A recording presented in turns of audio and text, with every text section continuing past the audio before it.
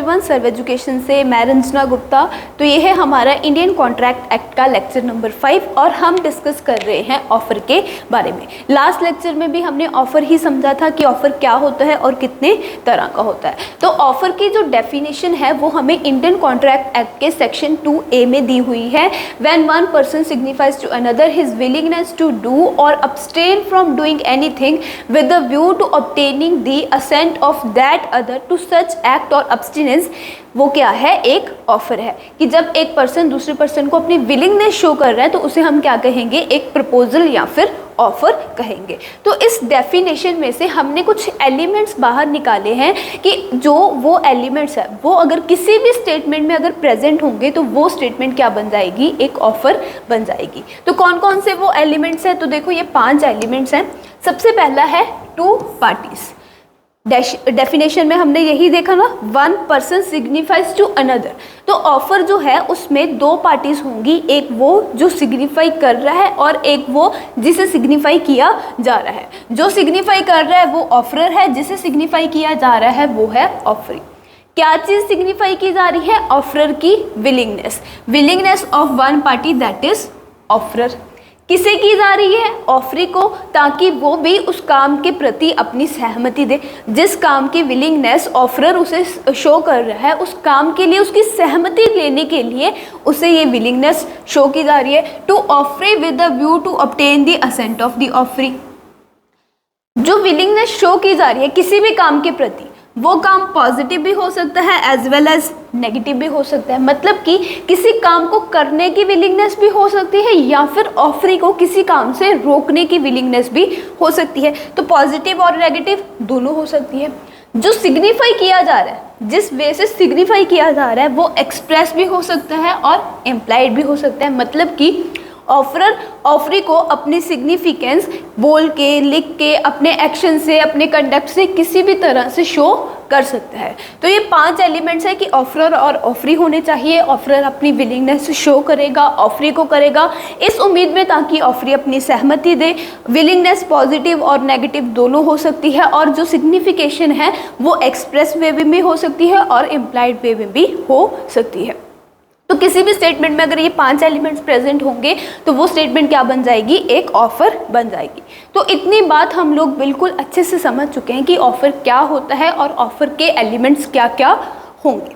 अब मैं आपसे एक क्वेश्चन पूछती हूँ, बड़े अच्छे से सोच के ठंडे दिमाग से आंसर देना। देखो, पिछले लेक्चर में मैंने एक स्टेटमेंट बोली थी, मैंने नहीं, राम ने अपने दोस्त श्याम को एक स्टेटमेंट बोली थी कि यार मेरा चाय पीने का बड़ा मन कर रहा है, चल जाके चाय पी के आते। तो हमने समझा था कि ये जो स्टेटमेंट है ये भी क्या है, एक ऑफर है। क्योंकि देखो यहाँ पर 2 पर्सन्स हो गए, ऑफरर और ऑफरी। राम कौन है, ऑफरर है। श्याम कौन हो गया, ऑफरी हो गया। राम ने चाय पीने की अपनी विलिंगनेस शो की ऑफरी को, इस उम्मीद में कि श्याम भी उसको सहमति देगा। पॉजिटिव है, किसी काम को करने की विलिंगनेस है तो कौन सी होगी, पॉजिटिव। बोल के उसने अपनी विलिंगनेस शो की है तो कौन सी होगी, एक्सप्रेस सिग्निफिकेशन होगी। तो सारे एलिमेंट्स प्रेजेंट हैं तो ये क्या बन गया, एक ऑफर बन गया।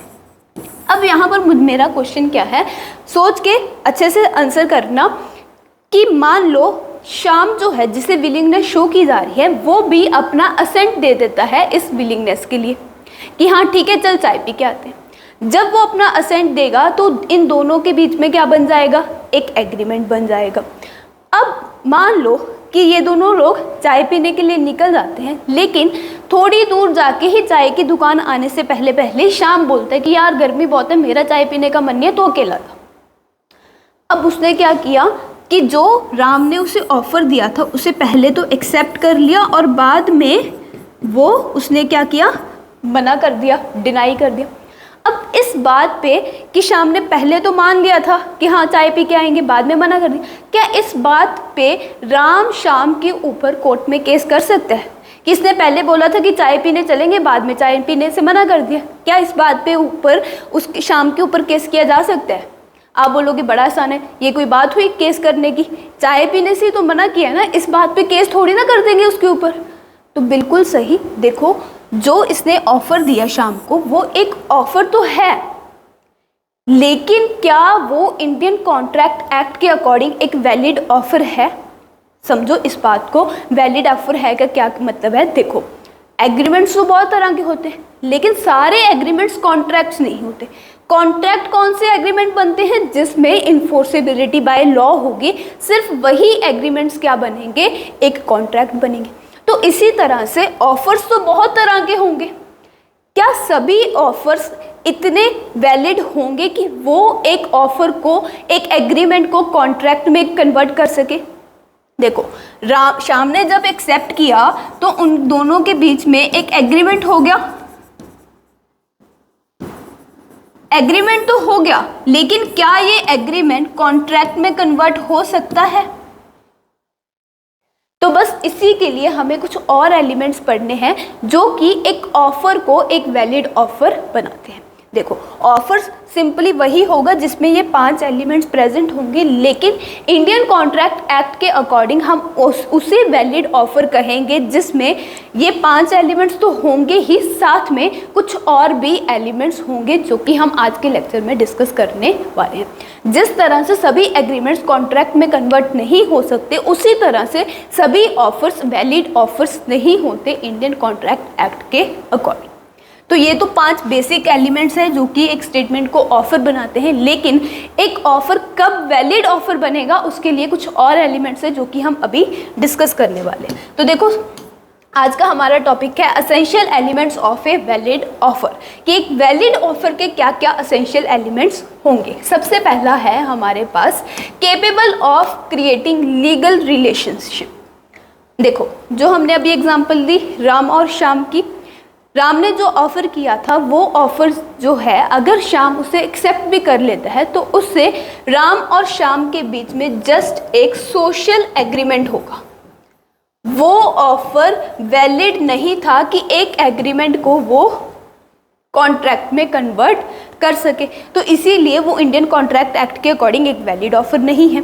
तो वैलिड ऑफ़र कौन सा होगा? जिस ऑफ़र में इतनी कैपेबिलिटी होगी कि अगर ऑफरी उस ऑफर को एक्सेप्ट कर लेता है तो दोनों पार्टीज के बीच में लीगल रिलेशंस क्रिएट हो जाएंगे। मान लो कि अगर आप किसी को अपने घर पे खाना खाने के लिए बुलाते हो और वो पर्सन पहले बोलते हैं कि हाँ ठीक है मैं खाना खाने के लिए आ जाऊँगा, लेकिन टाइम पे नहीं पहुँचता, वो खाना खाने के लिए नहीं पहुँचता, क्या इस बात पे आप उसके ऊपर केस कर सकते हो? नहीं कर सकते, क्योंकि जो आपने उसे ऑफ़र दिया है उस ऑफ़र को के पीछे आपकी इंटेंशन पार्टीज़ के बीच में लीगल रिलेशनशिप क्रिएट करने की नहीं थी।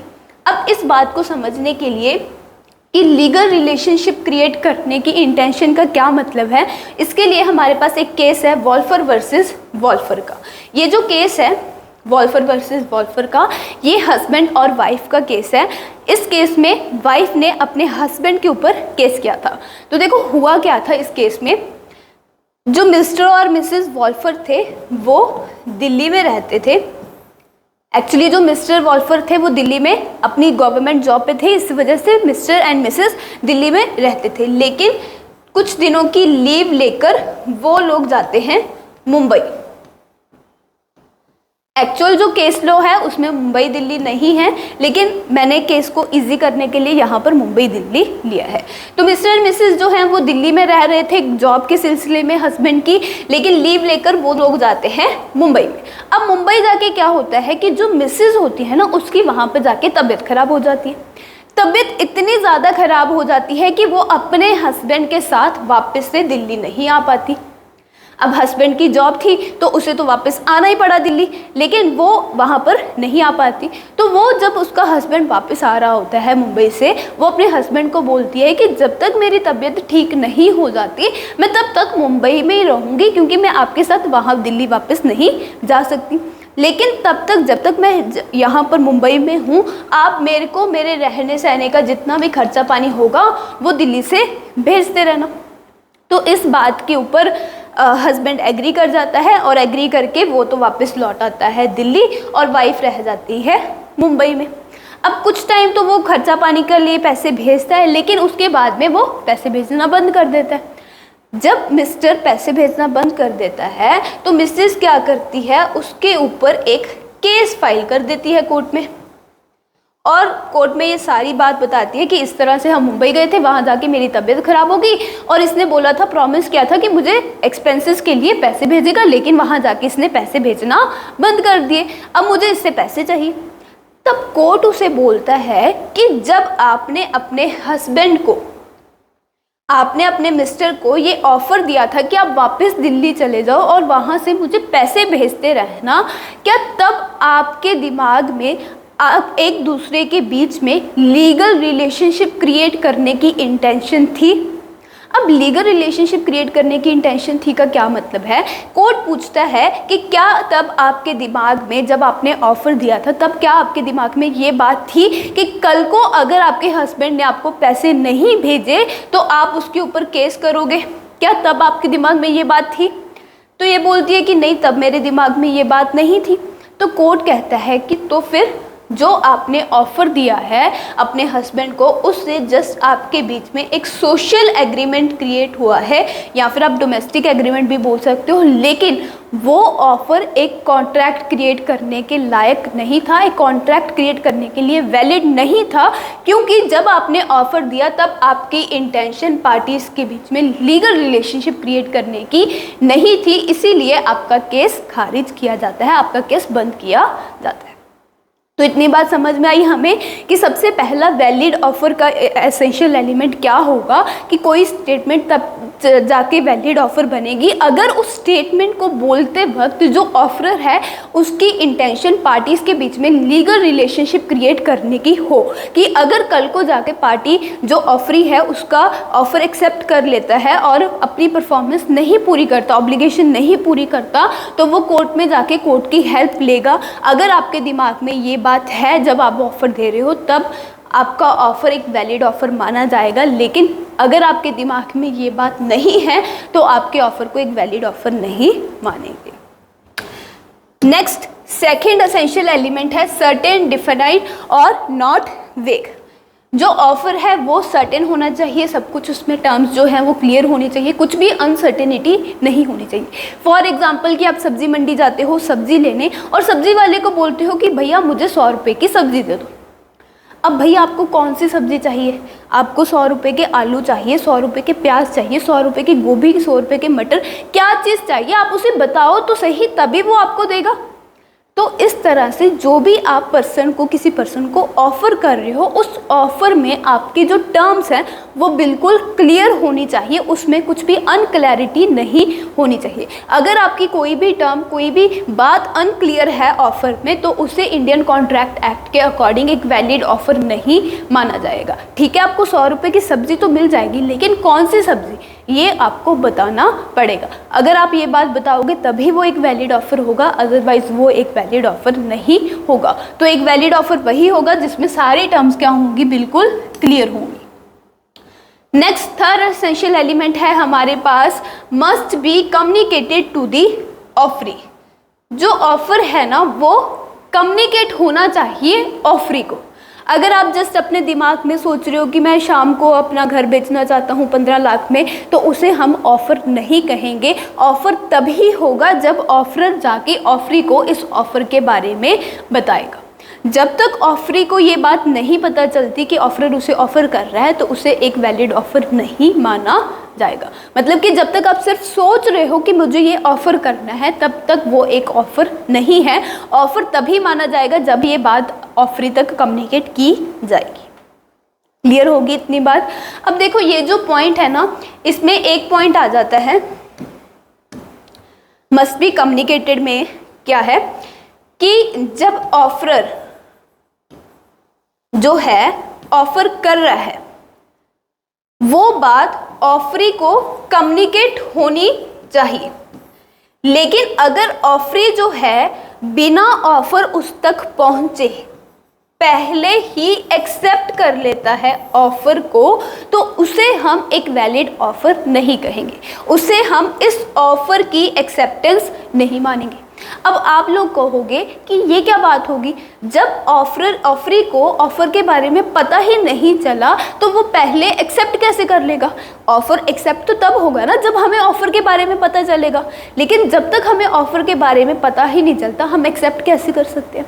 तो तो देखो इसके लिए हम समझेंगे ये केस लालमन शुक्ला वर्सेस गौरी दत्त। ये जो लालमन शुक्ला भाई साहब हैं ये है सर्वेंट यानी कि नौकर गौरी दत्त के। इस केस में हुआ क्या था, ये जो गौरी दत्त है मालिक, इसका जो नेफ्यू होता है भांजा, वो कहीं पर चला जाता है, खो जाता है।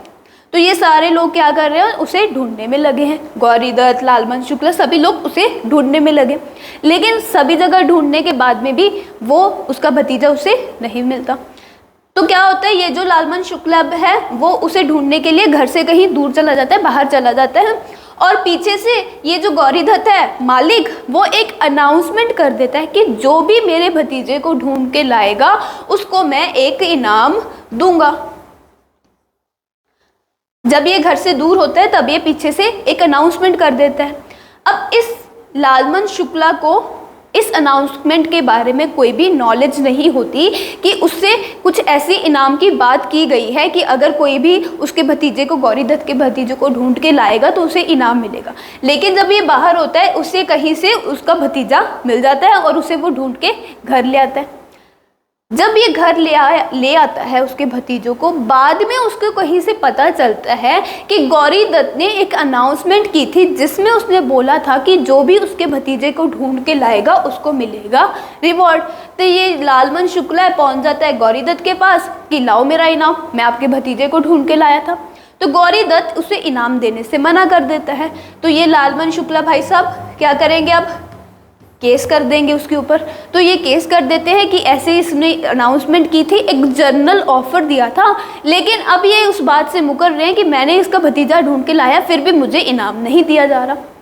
तब कोर्ट ने कहा कि जब आपने गौरी दत्त के भतीजे को ढूंढा तब क्या आपको उस ऑफर के बारे में पता था।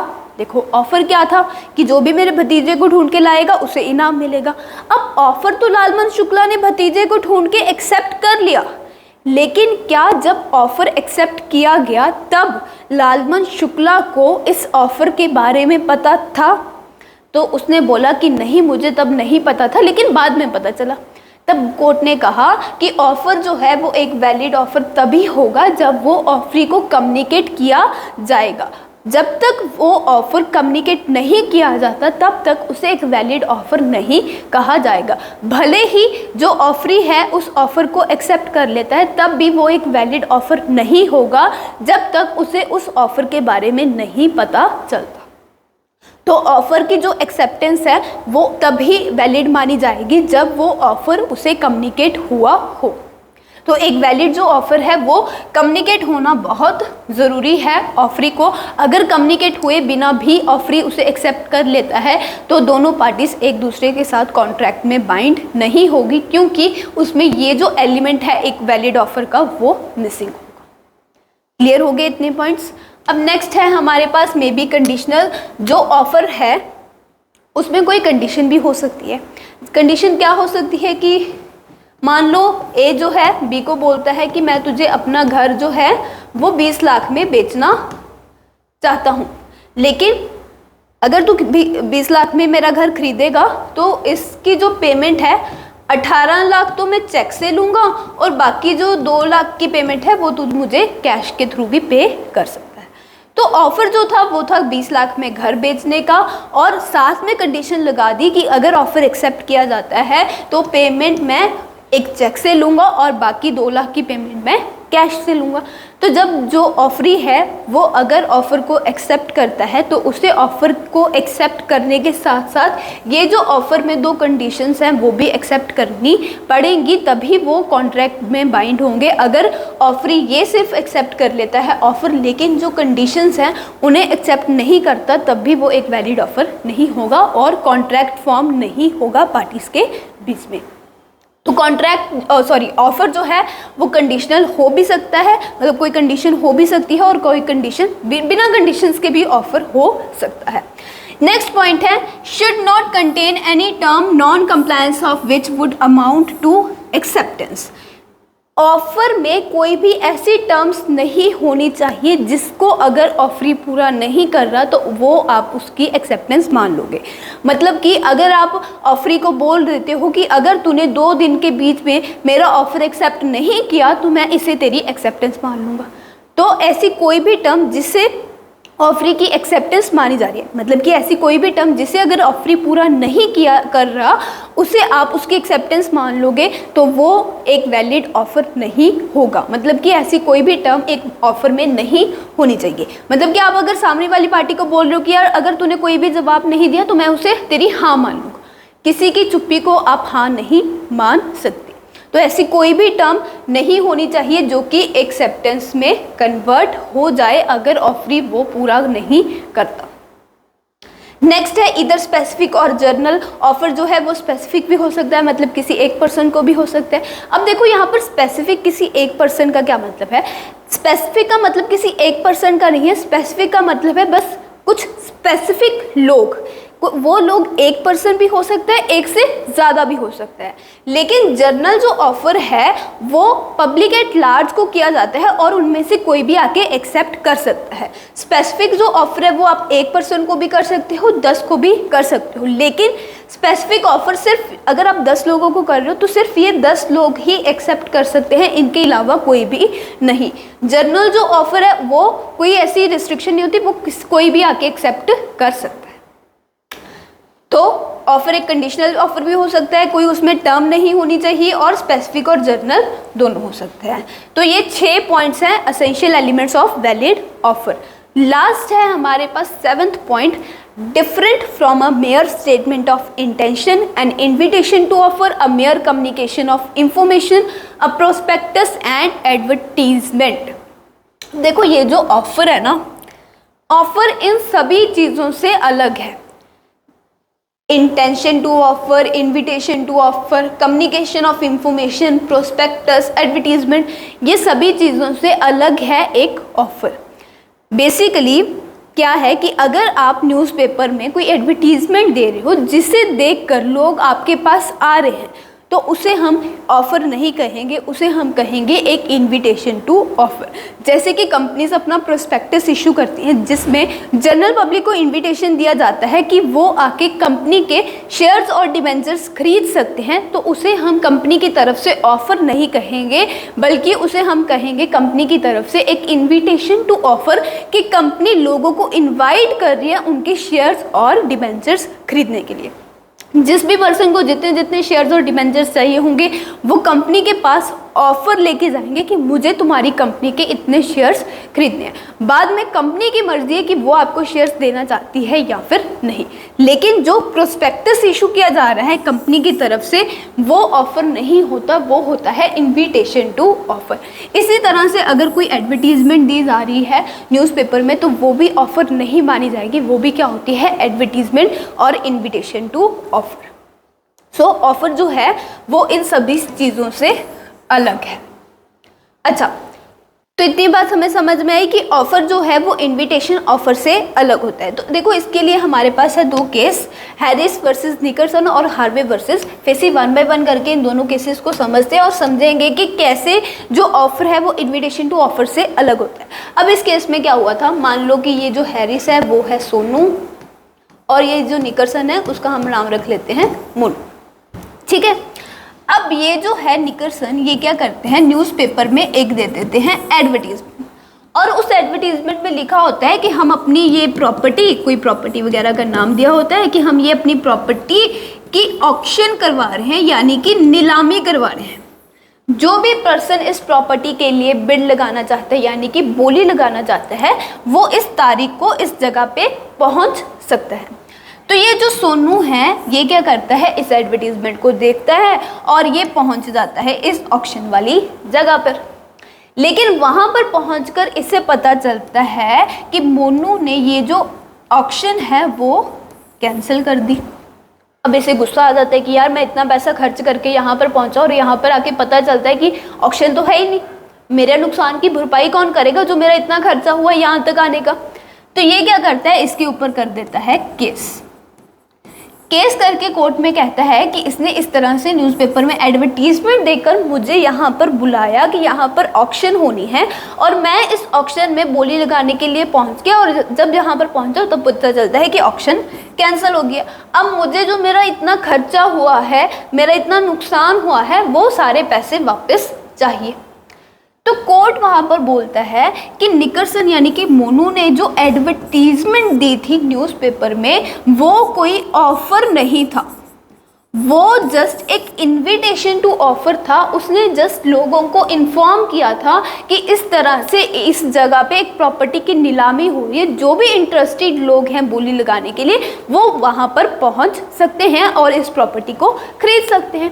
तो जो ऑक्शन है, ये जो एडवर्टीजमेंट दी हुई है ऑक्शन में सभी लोगों को बुलाने के लिए, जी ये जस्ट क्या है, एक इनविटेशन दिया है उसने लोगों को कि ताकि लोग उसकी प्रॉपर्टी के लिए आके बोली लगाए। उसने कोई भी आके ऑफ़र नहीं दिया कि आओ आके मेरी प्रॉपर्टी खरीद लो। तो यहाँ पर सोनू जो है वो केस हार जाता है इस बेसिस पे कि ये जो इन्होंने एडवर्टीजमेंट दी थी वो एडवर्टीजमेंट कोई ऑफ़र नहीं था, बल्कि एक इन्विटेशन टू ऑफ़र था। अब इसी तरह से हमारे पास एक और केस है, हार्वे वर्सेस फेसी का। मान लो कि हार्वे जो है, मान लो कि हार्वे जो है वो है चिंटू और ये है मिंटू। ये जो चिंटू है वो मिंटू को एक टेलीग्राफ करता है और उस टेलीग्राफ में होते हैं 2 क्वेश्चन।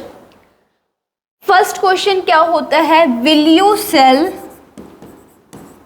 अस बम्पर हॉल पेन।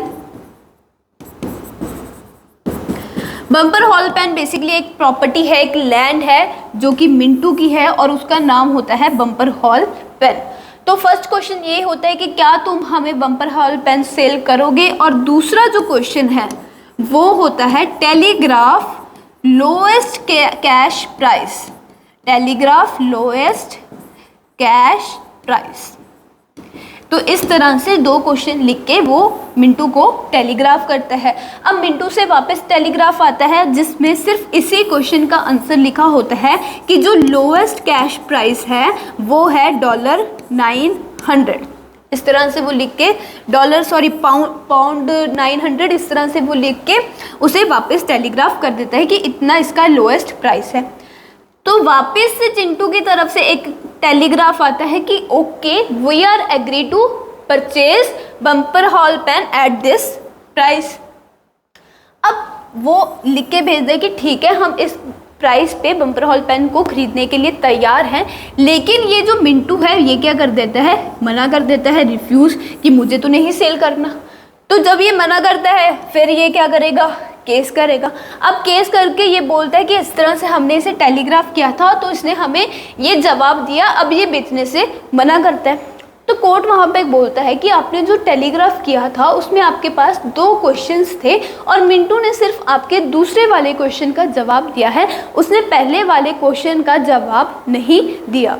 ये सिर्फ प्राइस बता के उसने आप लोगों को इनवाइट किया है ऑफ़र देने के लिए, लेकिन ये जो उसने आपको दूसरे क्वेश्चन का प्राइस बताया है, जो दूसरे क्वेश्चन का जवाब देके प्राइस बताया है, वो किसी भी तरह से एक ऑफ़र नहीं है। यहाँ से आप समझ पा रहे हो कि जो ऑफ़र है वो इन सभी चीज़ों से एक अलग स्टेटमेंट है। अगर आप किसी को किसी के क्वेश्चन का जवाब दे रहे हो तो वो भी एक ऑफ़र नहीं है। अगर आप कोई एडवर्टीजमेंट दे रहे हो जिसमें आप लोगों को इनवाइट कर रहे हो ताकि वो आपके पास ऑफ़र लेके आए तो वो भी एक ऑफ़र नहीं है। तो इस तरह से ऑफ़र जो है वो prospectus, advertisement, invitation to offer, intention to offer, इन सभी से क्या है, एक अलग है। क्लियर होगी इतनी बात आप सभी को कि ऑफ़र क्या है, इनविटेशन टू ऑफ़र क्या होता है कि जब आप पब्लिक को इनवाइट करते हो, इन्फॉर्म करते हो कि हमारे पास ये चीज़ है। अब देखो इसी तरह से जैसे हम किसी स्टोर में जाते हैं तो वहाँ पर कुछ प्रोडक्ट्स डिस्प्ले किए जाते हैं प्राइस टैग के साथ। तो जो प्रोडक्ट्स डिस्प्ले किए जा रहे हैं प्राइस टैग के साथ वो भी सेलर की तरफ से कोई ऑफ़र नहीं है, बल्कि एक इन्विटेशन टू ऑफ़र है कंज्यूमर्स को, कस्टमर्स को, ताकि वो इस प्रोडक्ट को देखें, प्राइस देखें और बाद में सेलर के पास जाकर ऑफ़र करें कि हम आपका ये प्रोडक्ट खरीदना चाहते हैं। उसके बाद सेलर की मर्ज़ी है कि वो आपको वो प्रोडक्ट बेचेगा या फिर नहीं बेचेगा। तो इस तरह से कुछ प्रोडक्ट्स जो डिस्प्ले किए जाते हैं, जो ऑक्शन होती है, वो सभी क्या हैं, ऑफ़र्स नहीं हैं, बल्कि एक इन्विटेशन टू ऑफ़र्स है।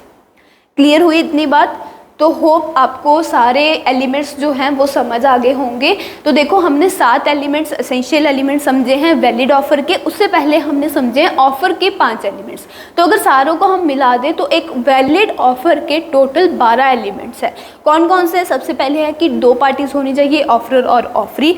दूसरा है कि विलिंगनेस होनी चाहिए स्टेटमेंट में ऑफरर की to offeree with view to obtaining the assent of the offeree. Positive और नेगेटिव दोनों हो सकती है, एक्सप्रेस और इम्प्लाइड भी हो सकती है। फिर केपेबल होनी चाहिए लीगल रिलेशन क्रिएट करने की, सर्टेन होनी चाहिए, वेग नहीं होनी चाहिए। थर्ड है हमारे पास मस्ट बी कम्युनिकेटेड। नेक्स्ट उसके बाद है मे बी कंडीशनल। फिर उसके बाद है कोई भी ऐसी टर्म नहीं होनी चाहिए जिसको अगर ऑफरी पूरा नहीं कर रहा तो उसे आप उसकी एक्सेप्टेंस मान लो। और लास्ट है स्पेसिफिक और लास्ट सेकंड है स्पेसिफिक और जनरल। लास्ट है कि different from invitation to offer, prospectus और एडवर्टीजमेंट, कि ऑफ़र जो है इन सभी से अलग होगा। जिस भी ऑफ़र में ये सारी चीज़ें प्रेजेंट होंगी वो होगा एक वैलिड ऑफ़र, यानी कि वो ऑफ़र अगर ऑफरी एक्सेप्ट कर लेता है तो वो कॉन्ट्रैक्ट में कन्वर्ट हो सकता है। लेकिन जिस भी ऑफ़र में कोई भी एक एलिमेंट भी अगर मिसिंग है तो वो ऑफ़र कॉन्ट्रैक्ट में कन्वर्ट नहीं हो पाएगा। क्लियर हो गया ऑफ़र? तो अगर ऑफ़र में आपको कोई भी डाउट हो, कोई भी क्वेरी तो कमेंट सेक्शन में अपनी क्वेरी ड्रॉप कर दीजिएगा, या फिर डिस्क्रिप्शन में मेंशन किसी भी अकाउंट के थ्रू आप हमें अपनी क्वेरी पूछ सकते हो। Thank you so much.